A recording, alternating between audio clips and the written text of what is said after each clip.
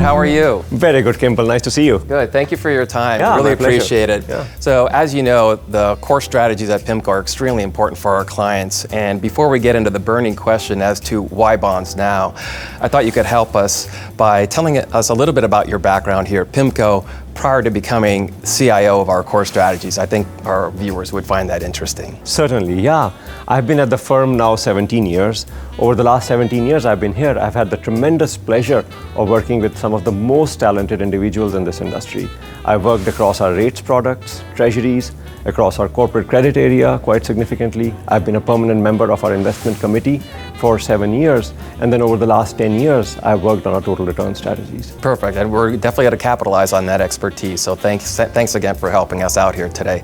So with that, let's grab a seat in our conference center. Of course.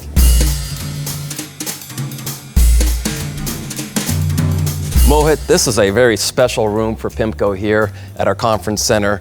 The design, the circular table, the stadium seating, it almost facilitates debate amongst its participants. Do you mind telling us a little bit about this conference center? Yeah, this conference center is indeed very unique for us. I still remember my very first presentation at the PIMCO Forum in 2008 when I was presenting, and Dr. Alan Greenspan, who was then the advisor, asked me a question about decoupling between different central banks. Over the last 18 years, and then going back to our history over the last 40 years, we have maintained that same level of intellectual rigor as we discuss macroeconomics in this forum. We look to bring our specialists, all our investment professionals, and actively seek their ideas. So this conference room is certainly designed to bring out all the perspectives across our global investment teams. So forums happen quarterly and provide the guardrails for our longer-term views. Let's talk about portfolio construction, or more to the point, why active management for fixed income? Yeah, I think fixed income provides a very healthy opportunity set to be able to add value through active management. Through active management, investors can achieve potential returns that are above what might be achievable in a passive context. There are a few main reasons for that. First is the structural inefficiencies in the fixed income markets.